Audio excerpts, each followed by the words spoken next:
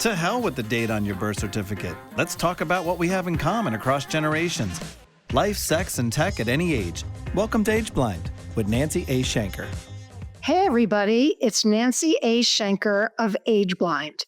And today, it's Sunday. I'm recording a solo podcast, the last one of January. And it's my final, what I call, Do the New episode. So all month, I've been talking about new things we're afraid of, bold things that we've never tried before and we're planning to try, and just baby steps that get us into a new phase. So today I'm doing two things, one of which is very scary. I'm recording this episode solo without any help from my production manager, Kyle, and he told me that I've got this. So here goes. I have a green screen in my home now, and I've mastered Riverside. So please bear with me in case I fuck up. But the main new thing I'm going to talk about today are new foods. The new foods that I sampled at the Winter Fancy Food Show. Some of the people I met there and some of the new observations I have about the event world where I spent the last 3 years of my corporate career. So as an analog person and a closet introvert, which people sometimes don't believe, promoting myself and what I do still feels awkward, but people tell me that they like my content, so here goes. So first, let's talk about the Fancy Food Show. For those of you who are watching on YouTube, you'll see the products I'm talking about. And if you're not watching on YouTube, go to my blog, badgirlgoodbizblog.com, and you can read about the products and get links to all of the brands that I'm talking about. So first of all, what is a trade show? Why do I go to trade shows? I get that question a lot. I used to work in the trade show industry, and I didn't even know there was an industry until I started working in it. But I love trade shows because they're like business shopping malls. You can see all kinds of new products, meet interesting new people, and it's all part of my diabolical late life master plan to stay ahead of trends and get all kinds of unique content for various platforms. So if you've never been to a trade show, as I said, it's like a shopping mall for business. You wear these name tags, some of which have little plastic pockets on the back, and I'll talk about that in a little while as to how you can use your badge holder as a way of networking. But at the Fancy Food Show, which takes place twice a year, once in the winter in Vegas and once in the summer in New York, basically what you find are retailers, restaurants, media people, creatives, who are all looking for new products and ideas. The exhibitors are food companies and other people in the industry who are selling things like packaging and technology. And so they set up booths, like an adult version of a lemonade stand, and that's how they meet new potential buyers. And then at many trade shows, you have educational and inspirational sessions, which are always great because not only do I learn about trends, but sometimes I'll ask questions of the speakers or gently stalk the speakers after their talk so I can make new connections. And I always walk away smarter. So here are some of my discoveries from the show. And bear with me because they're spread out all over my counter. So I'll be reaching out for them from time to time. This is one of my favorites. These are the swag bags that Squeeze Juice gives away. And not only do I like their juice, I love their bags because I normally don't get a lot of swag at shows. I'm a minimalist. I don't like carrying around stuff with other companies' logos.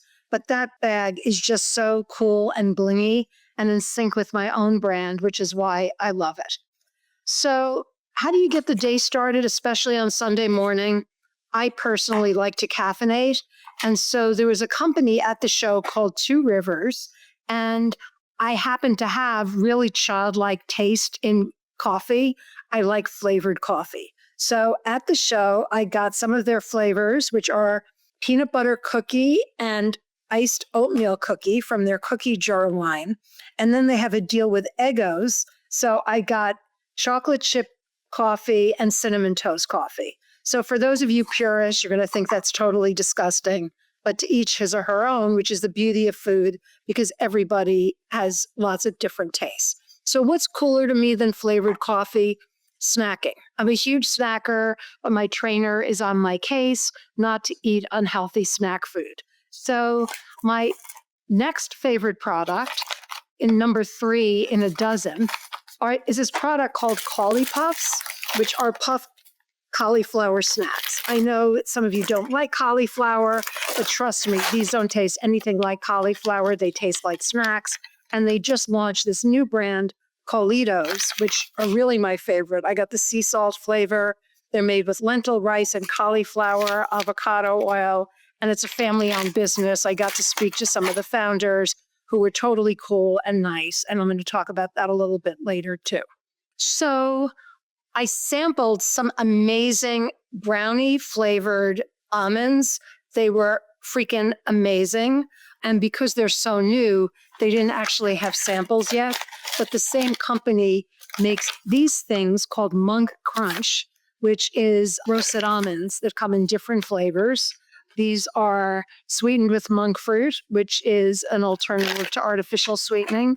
And it is so yummy. You just have to portion control because almonds can be high in fat. So I stopped eating gluten, not because I'm celiac, but just I feel better when I don't have wheat in my body. And so many gluten-free options taste like cardboard, let's be honest. But these pretzels, which I waited until the last day of the show to get my sample bag from Stellar Snacks, they're pretzel thins. They're also baked with avocado oil. RFK Jr. will approve. No sugar, a little bit of agave in them, but not a lot of preservatives or additives. And they are so yummy. They do not taste like cardboard. So far, we've talked mostly about salty snacks. Let me talk a little bit about sweets. Dates, among my favorite naturally sweetened food. These are from Rancho Meladuco Date Farm. The owner of the farm is a woman named Joan. I see her at every trade show, and she always gives me little bags of dates. I'm having much more luck in my date life than I am in my dating life these days. But also, speaking of dates, Spring and Mulberry makes these date sweetened chocolates. So it's always really hard to find chocolate that isn't sweetened with crap. And this is dates, so all natural from Spring and Mulberry. So more sweet stuff. There was a sign on one of the aisles that said, "Ice cream solves everything." It was a neon sign, and the company that had put it up was called Two Spoons. They make healthy ice cream. It is amazing. Doesn't taste chalky. You can almost pretend that you're eating real ice cream. And there's another brand called Le Sucre. They weren't exhibiting this year. I've met them at other shows, but it's like a sugar-free creme brulee. And this year she was introducing her truffles, which are bite-sized creme brulee, dairy-free bites. So this was a second act for the founder. Like many founders, a lot of women have had careers in finance, in investment banking, and then they decide later in life that they really love food. I call it the Mildred Pierce syndrome because it was an era when women were baking pies and cakes, and they've since expanded to a whole other range of products. So Dixie Grace Jackson is another one of what I call those pivot founders. She went from real estate engineering to manufacturing boiled peanuts and exposing them to a whole new market. Boiled peanuts can often be found at gas stations in the South. They have their origins globally. They came over with the slaves from Africa. She's going to be launching a peanut hummus in the near future. So if boiled peanuts are not your jam, maybe hummus is. Really, really cool product. I don't have a sample, but there was a woman I met who founded a company called Super Ramen. And she was wearing this outrageous outfit, which drew attention to her and to the booth. I met her at one of the speaking events, but her product was as great as her fashion statement. I'm normally not a huge ramen fan, but this is plant-based, gluten-free, protein-rich ramen, and protein-infused seems to be a keyword this year. A lot of products are nutrition-packed, and as people are living longer, as you know, I plan to live well over 100, some of these products are really great alternatives to things that may not have as much protein or as much nutrients in them. So again, another woman who's using her background to invent a new product. Her name is Ariana Beets, Beetz, not like the vegetable. And she gifted me this giant bag of Nourish, which is an instant plant-based chia protein pudding. For those of you who like Jell-O pudding, it may be a bit of an adjustment, but this stuff is amazing. I actually put some of it into a smoothie, and it thickened it up without some of the added sugar. It has 22 grams of protein per serving. So mixes well into smoothies, into cereal, just as a shake, or you can obviously make pudding with it, which is what the name is all about.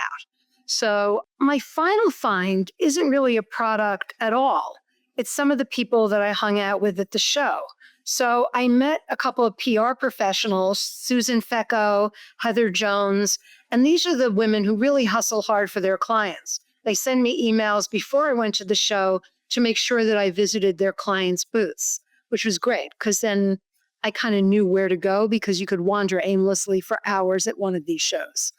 At one of the speaking sessions, I met celebrity chef Scott Conant, who happens to live in Scottsdale. So we talked about the Scottsdale food scene, which is great. Sometimes you travel far away to meet somebody from your own backyard.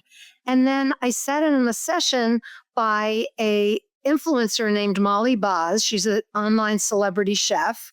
And she has a new sandwich spread called AO, which is a lot like mayo, but not. Stopped by the booth, got a sample of it. Super, super good. Comes in a few different flavors. And then I spent some time in the press room kibitzing and comparing notes with fellow creators. I never thought I would refer to myself as a creator, but I guess that's what I am now. Among my favorites are Gina, the chubby chef, and AJ Flick, who writes for more conventional media.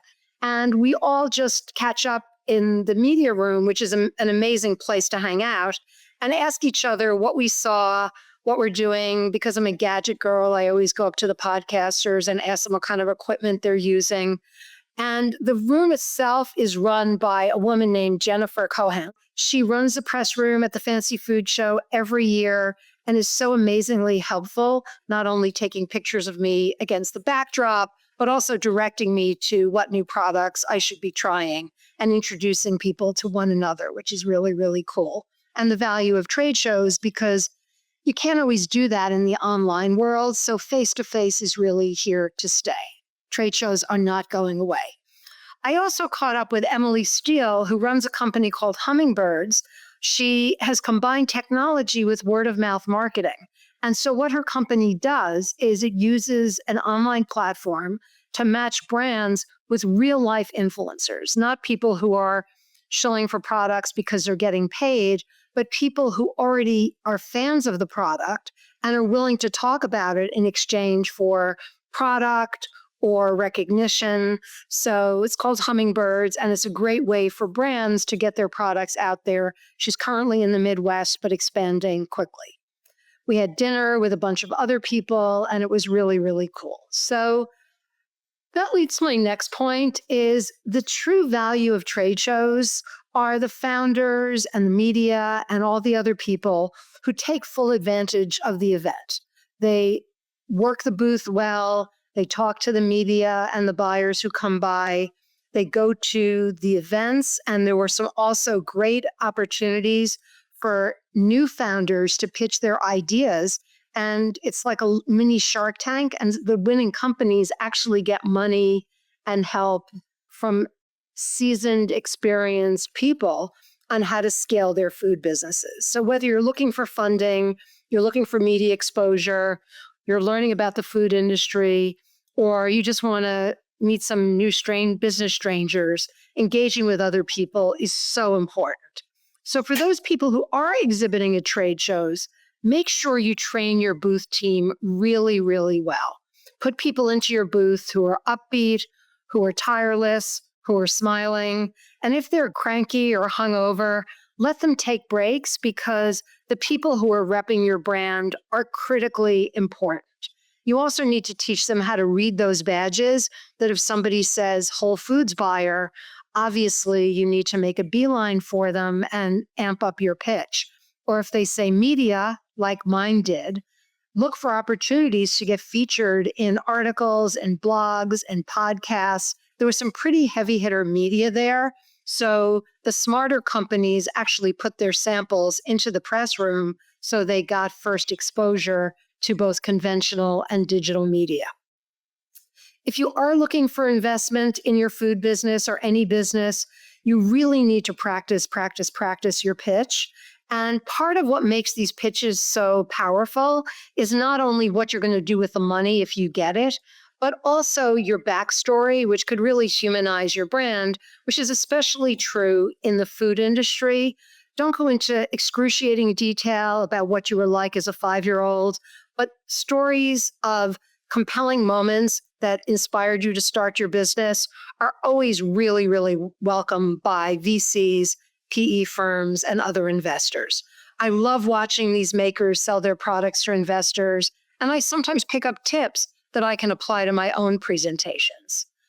So last but not least, here are some of my favorite trade show hacks. As I like to say, I started out as a booth babe. I was sent to my very first trade show by a publishing company with boxes of books and no idea of what I was supposed to do. Then later in my career, I became an exhibitor, a sponsor. Then I became a marketer of trade shows when I worked for Reed Exhibitions, which now owns Comic-Con. And I probably have been to hundreds, if not thousands, of trade shows throughout my career. And there is a trade show or conference for every industry. So the first hack is solving for what to do with all those business cards you collect. And business cards are definitely making a comeback. So I got a zip top reusable bag. That's the brand. It's called Zip Top at a trade show. And I ended up buying a whole set for food storage, but I took the tiny one and I made it my official trade show business card holder. And then I always pack either some hair ties or rubber bands, and I sort the cards either by A-list, B-list, and C-list, or the companies that I met on specific dates. And then this year, this is kind of cool, I picked up a chip clip. This one happens to be from Salsa Queen, and I used it to keep all my cards together so they didn't make a mess in my suitcase. Paper cards are definitely back.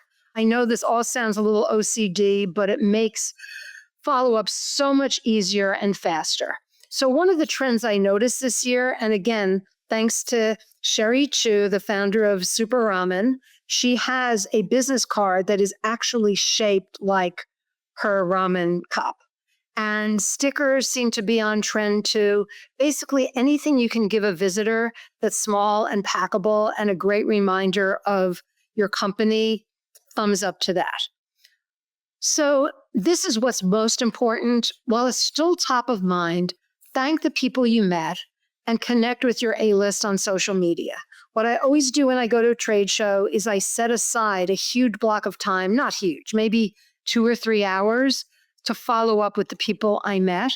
I sent an e-blast to the people who I featured in my blog, and many of them, not all of them, opened it and thanked me. So any media exposure is great media exposure.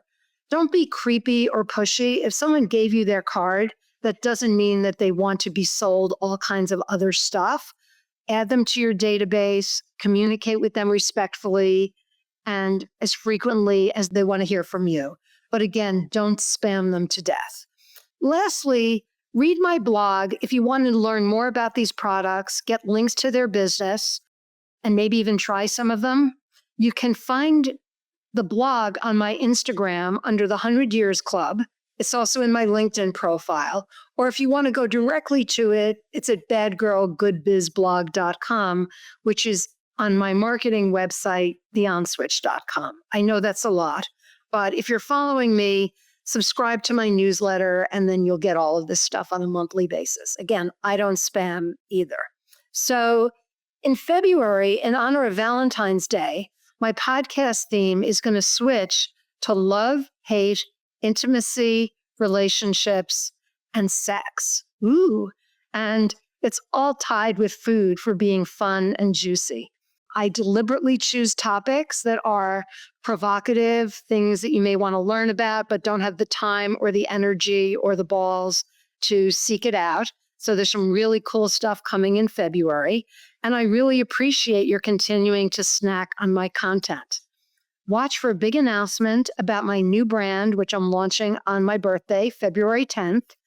Best of all, it's decadent, little naughty, and calorie-free. So continue to listen to or watch my podcasts on YouTube, Spotify, Apple. Share with your friends. And remember to always be a food label reader. Very important if you want to live to 100 like me. So I'll have some friends in my later years. And remember to always be age blind. Peace out. Yes.